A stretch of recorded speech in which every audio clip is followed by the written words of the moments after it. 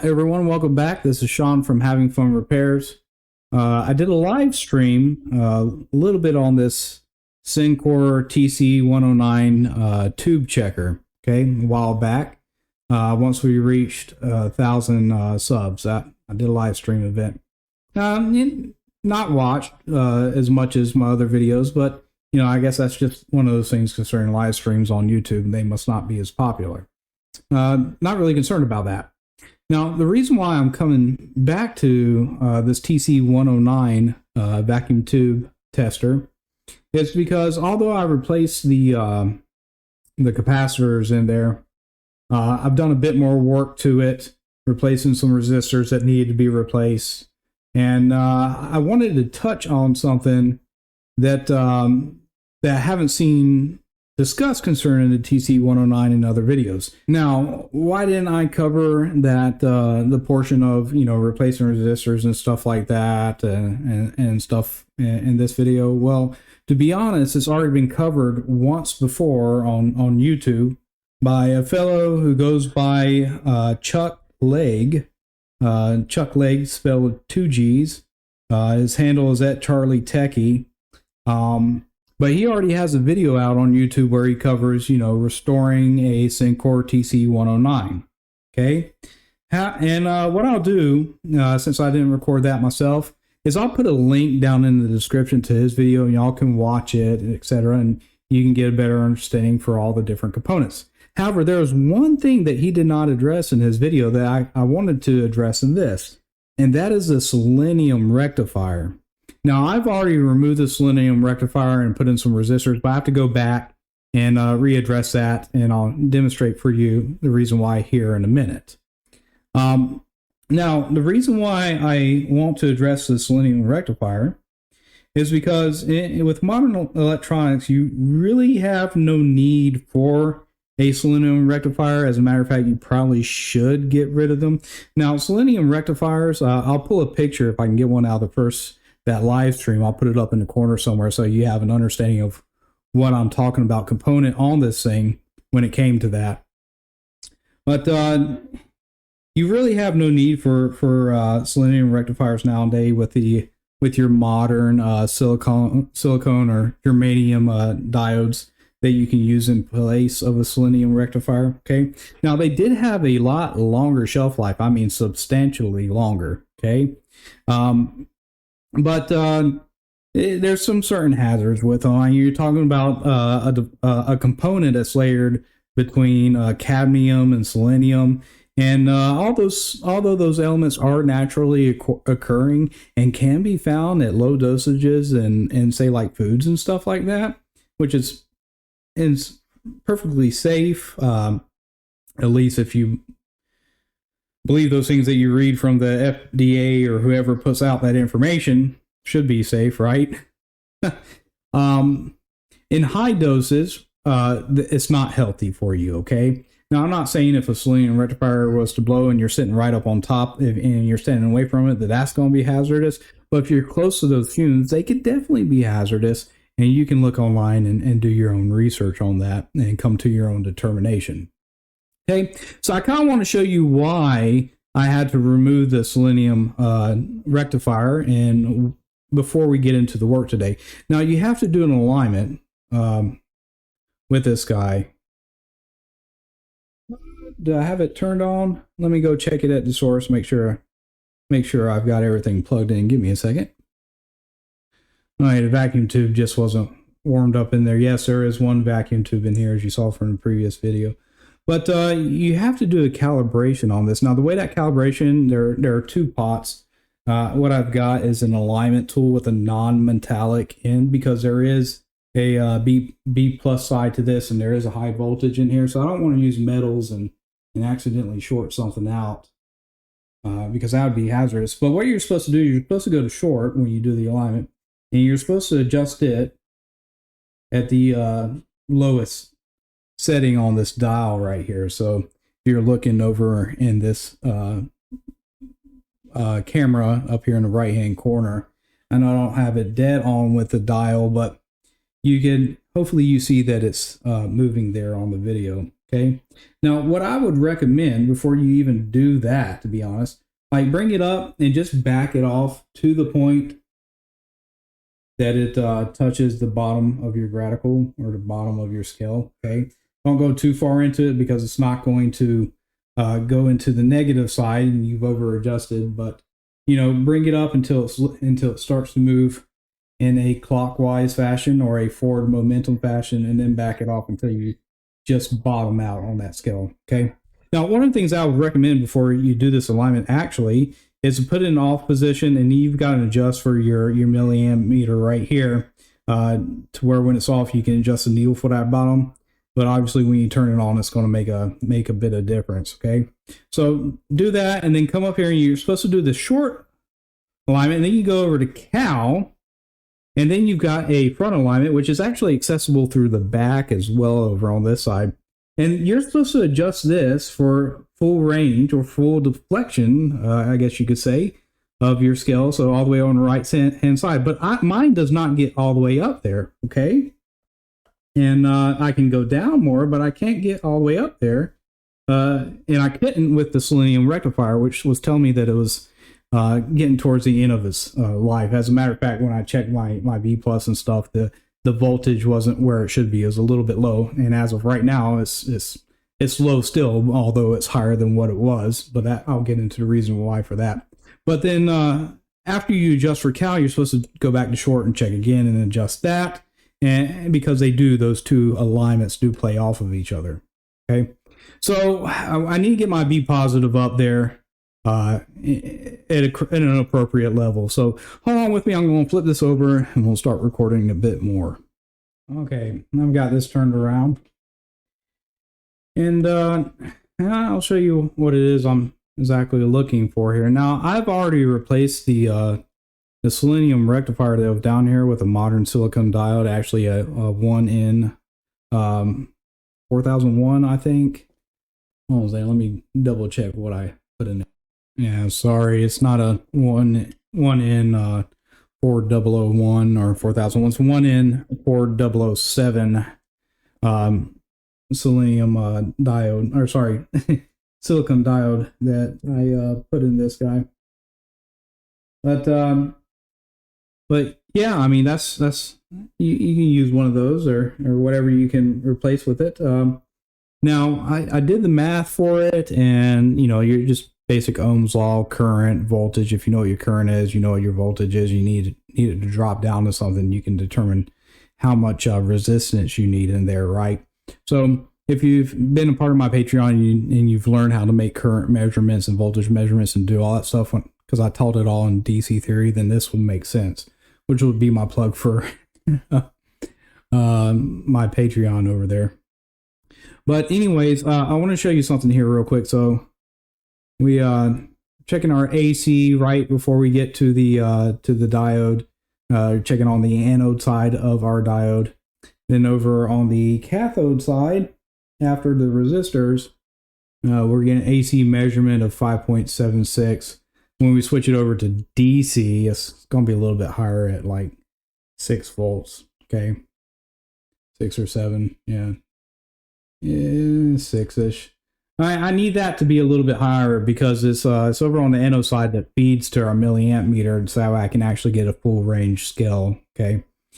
Now, when I did those calculations, it came out to like somewhere in roughly 400 ohms, about 1.89 watts when we were looking at the power rating, power factor of it. And I didn't have that. What I had is two 1K ohm resistors, each rated for 1 watt. Okay, so I doubled them up in parallel. Okay, I put them parallel in the circuit, so they could share the current load. 2 watts being the current load, each resistor being 1 watt. Just use on the interim, and that's what I stuck in here to the cathode side of our diode, going to where it's terminated on the other side. Speaking of which, your Selenium rectifiers, when they sit inside of your device, okay, as this one was sitting in here, on the actual cathode side, meaning basically the negative side, if we can put it in that terms, there was a plus sign.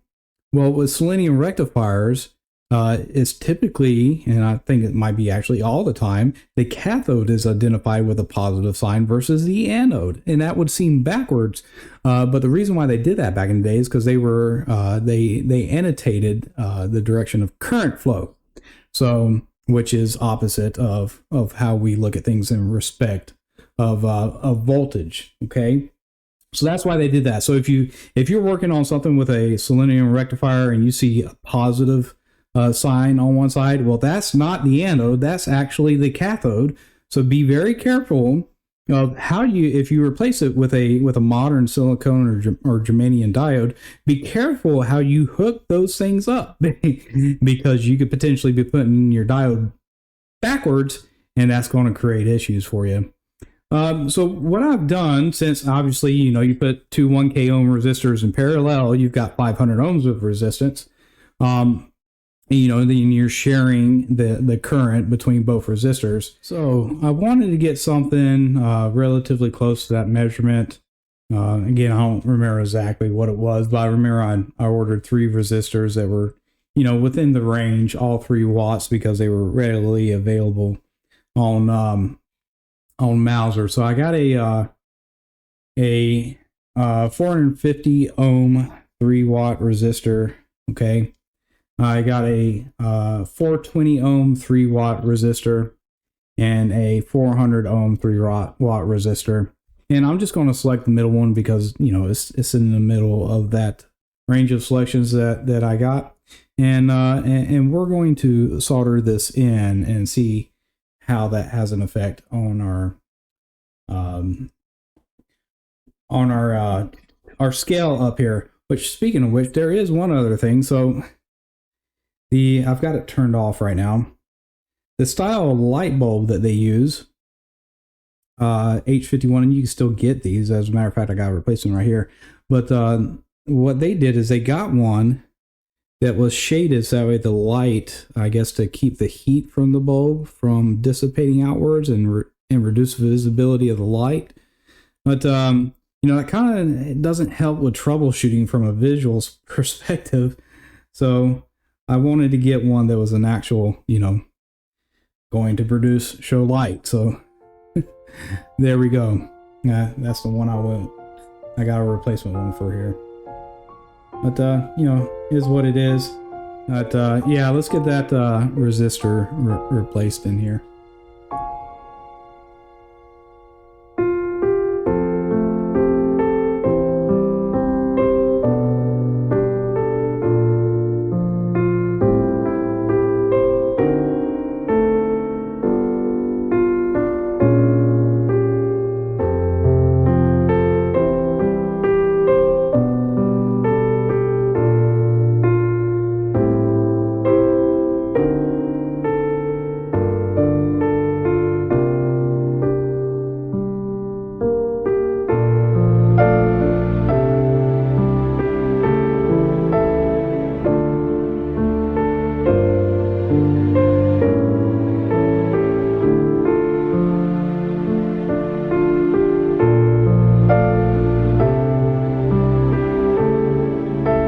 With that resistor in, we can check out the alignment again to warm up for a second.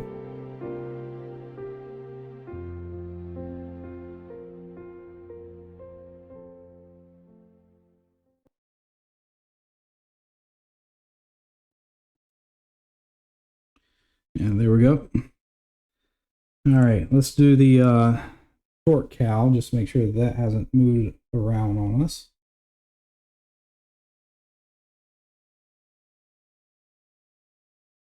And yeah, we're still right at the bottom. And cal, let's see if we can get closer now.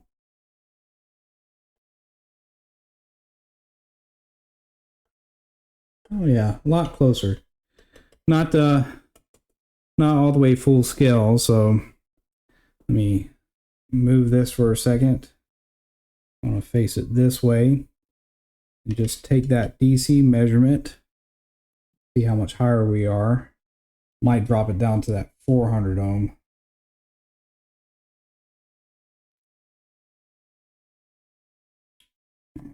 Sorry, that was from one side to the other.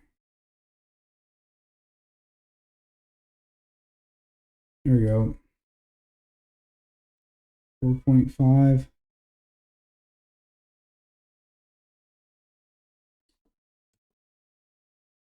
Or AC.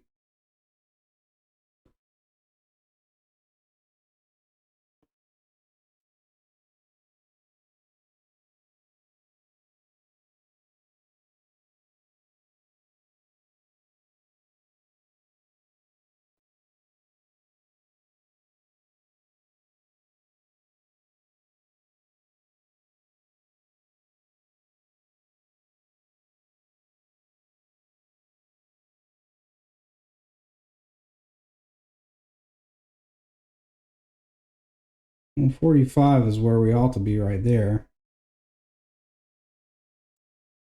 That's definitely closer.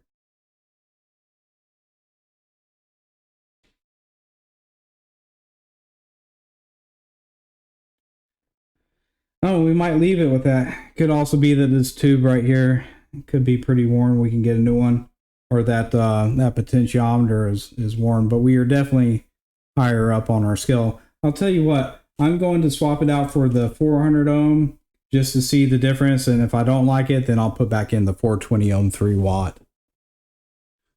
Okay, now with that 400 ohm resistor in, short cow.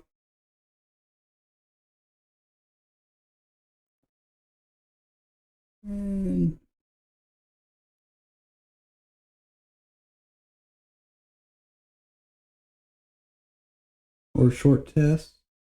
Yeah, we're there. Cal, hey, we're full scale. No, or as full scale as I think we should be. If I bump it, is it going to move? Yeah, and we're pretty much there. I'm happy with. We're happy with that. Means that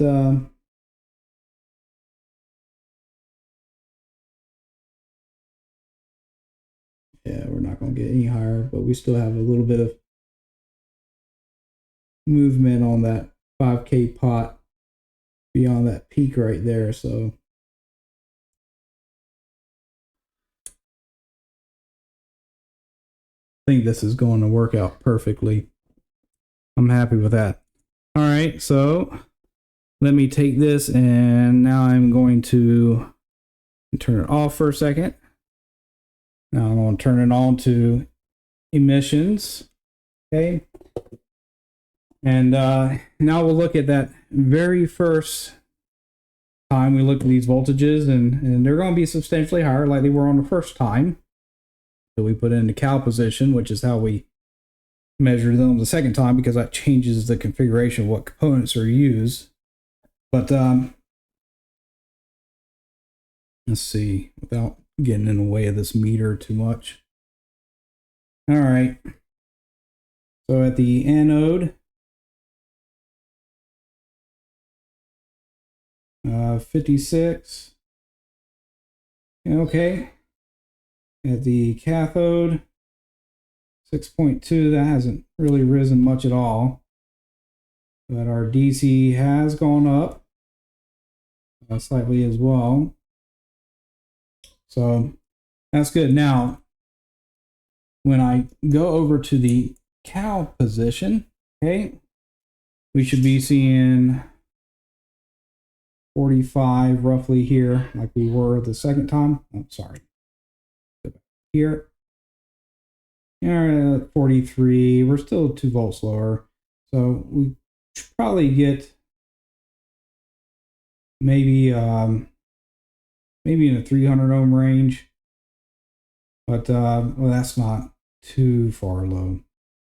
And then over here, 15 volts. And if we go to DC, what are we getting?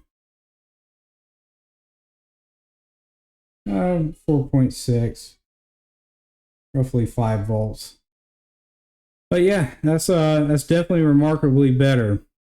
Probably could increase the performance of the meter again. We can drop down to maybe say 350 ohms and go from there. Look at it that way. But I'm happy with where it's at. at least for how I use this. So I'm more than capable of. I'm more than happy with where it's at. Let's see. Probably change out that pot, or maybe if we got a newer 6C4 tube in here, might make some changes, but yeah, not too overly concerned. So what can we do now that this has been replaced and I've demonstrated this? Well, let me get it back into its case and we'll take a look at some tubes. Okay, so what we got is a 7C6. Might not be showing up for you very well.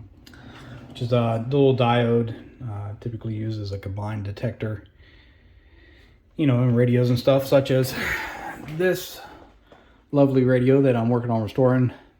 Realize it doesn't look like that much now with the faceplate and everything off. I just got done cleaning it up for another video series that I'm working on in conjunction with this one. And I needed to test the tubes. That's why you see a little adapter here, which I'll cover what that is in that video, not this one. But 7C6, we go to our book here. We're looking for A is at 6, B at G. So A, 1, 2, 3, 4, 5, 6. This needs to be at G, A, B, C, D, E, F, G. Okay. And 6G, 7B. 1, 2, 3, 4, 5, 6, 7. 7 and A, B. 7B. 7B, and we're in slot 6, and yep, we're there. Let's turn it on and let's see how this guy performs. It's going to take a few minutes for that tube to warm up. There we go. Yeah, she's coming to life.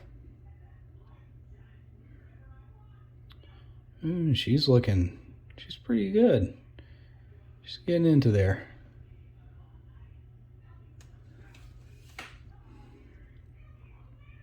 Yeah, it's still slowly coming up, but yeah, it's looking like a pretty healthy tube. No grid leakage. Let's test for shorts. A blip is fine, constant on is not.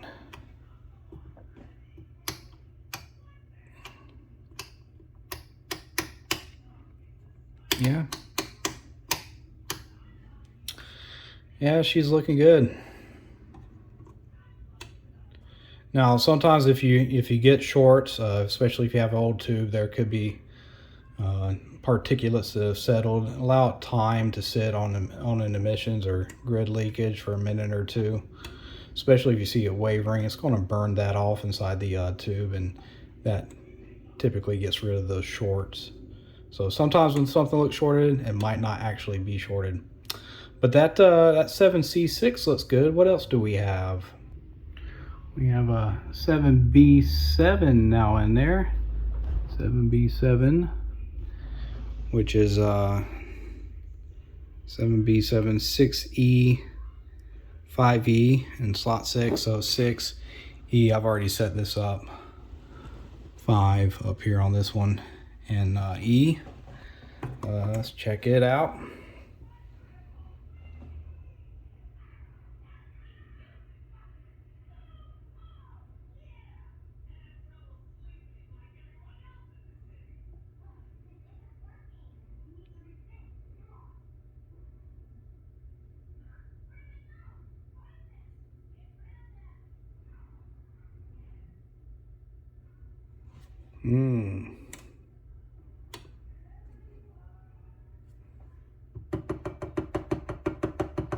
We're gonna let this run to see if she comes up a little bit.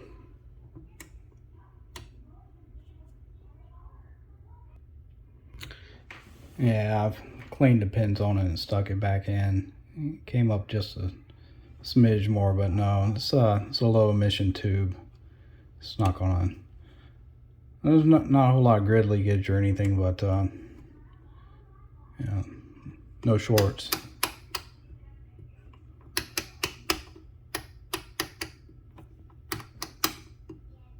blips, but it's not staying on. So most likely we're going to have to get a replacement for this guy, this emissions being so low. I mean, it almost got up to questionable range, but yeah, it's a very poor performing tube. Okay, let's see what else we can get our hands on. All right, here we have an XXL tube. We go to Radio Museum on this. Pretty sure this is an output tube or something. What is this actually? This is a triode. Anyways, yeah, my book doesn't have a setting for an XXL, but if we were to say other class qualifications, 7A4, let's check that out. And let's kind of compare these two. All right.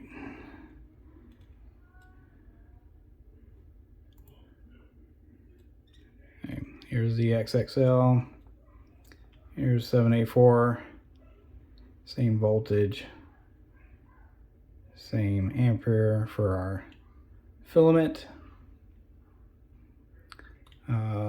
See the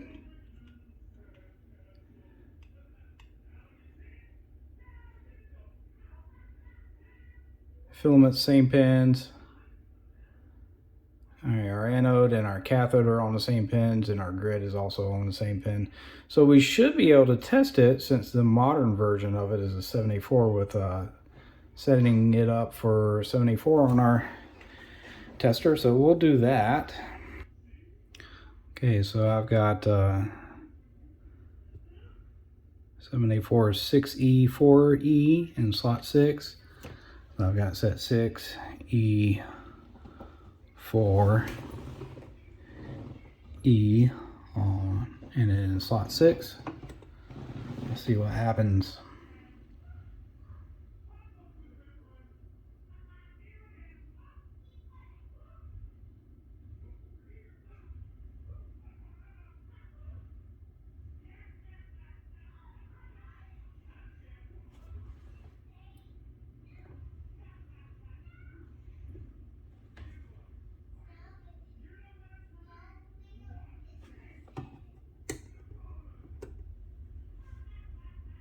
I see filament. Oh, there she goes. It's taking a little while.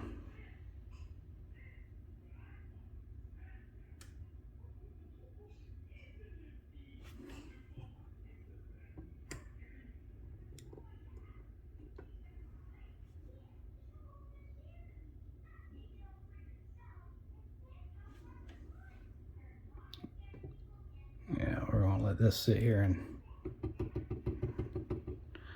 kind of warm up for a minute.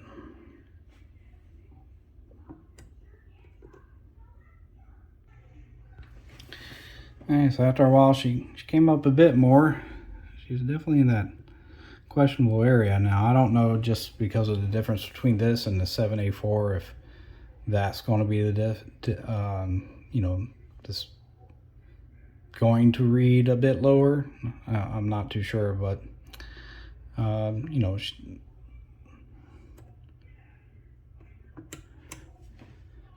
or at least getting a reading, some kind of health indication. And no shorts, no permanent shorts, and no grid leakage. So I'll have to keep my eye on it. We'll see how it performs in the radio before we make a decision about that. The good news is we got one more XXL tube in that radio, and it's reading about the same. No leakage. Just emissions kind of in that question mark area. Any shorts?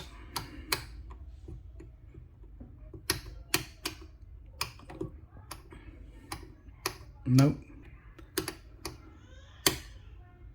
And no permanent shorts.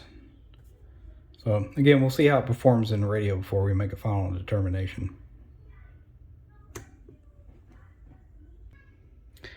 took that 7B7 back out and unplugged from my current limiter and just went to the isolation transformer, so there's no current limiting.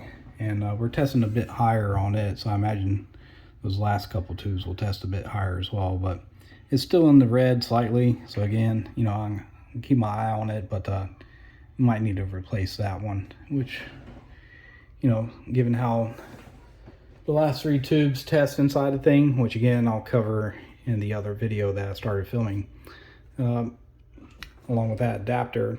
But yeah, that might be the only tube we have to replace. So there you go. And there you have it, folks, the TC109 Sencore tube checker in a nutshell.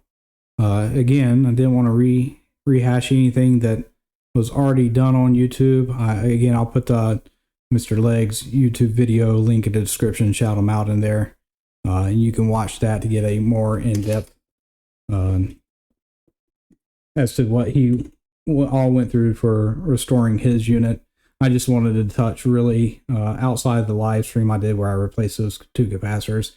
Just one thing that he didn't address in his video was that Selenium Rectifier. But again, I mean, if it's working and your voltage drop isn't too significant, I suppose you can leave it in. You know, those things are for your determination. I by no means would call myself an expert or anything like that. But in checking out Mr. Charles Legg there, he's actually got a website. He owns his own LLC and stuff like that. But there's a quote on his website that I like, and it's just probably washed out in video. But it's a quote from Nathan Doherty. It says, "The ideal engineer is a composite. He's not a scientist. He is not a mathematician. He is not a sociologist or a writer, but he may use the knowledge and techniques of any or all of these disciplines in solving engineering problems." And I could not agree more with that. I've been basically an engineering technician for 20 years now for the U.S. military in the career that I've been in.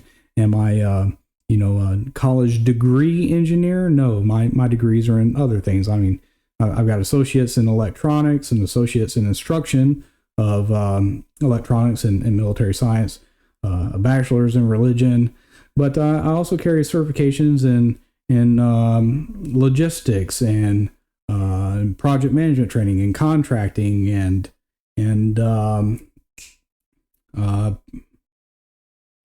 just basic management as well, philosophies. But you know, all those things, you know, couple that with 20 years of being an electronics an engineering technician, if you will, you just learn so much, and you realize that how often those skills can be transferable. Because what you essentially do, and what all of us YouTube fixers do per se, is we're taking what we've learned and we're applying it to resolve a problem. And so the greater depth of knowledge you have, the more logical conclusions you can kind of draw upon as you work through a problem. I can tell you over 20 years, you know, just working in RF, more on the RF side of things, radio frequency, typically UHF, VHF, etc., upwards of gigahertz, depending on, you know, working on radars and stuff like that.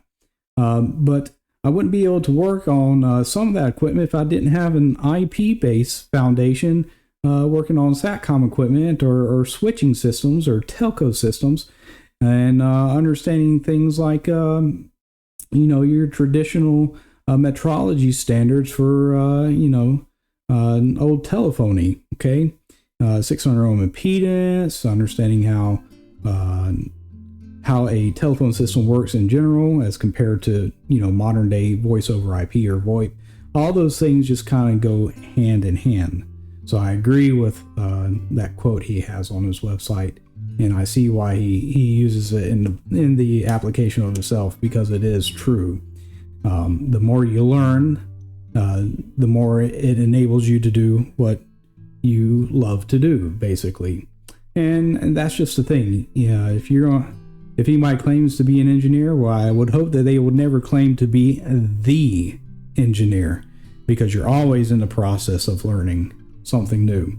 Just like for me with vintage radio restorations and working on vintage equipment, that was new for me. You know, the very first radio I did on my channel. So I've had to learn and adapt as I go along, and then take the knowledge that I have and apply it to something that, you know, is occurred prior to my training in transistor-based systems. So vacuum tubes was entirely new. Oh, but that being said, if you enjoyed this video and you stumbled across my channel, please consider subscribing for more content like this. Give this video a thumbs up if you liked it. If this video helped you out in any way, I've enabled the supers or whatever it's called. There's the option in all my videos now to provide a donation to the channel via that supers. Would appreciate that. That would help me out with the things that I do here. If you're more interested into the business side of things, go to my Google site. That link is in the description. You can go to the business sub page on that Google site. There's many pages on it, but the link should be directly to the business side of things. And you can reach out to me via email or the number listed, and if you need something repaired, we'll work on it from there. That being said, I appreciate you watching. Thank you for your time. Take care and goodbye.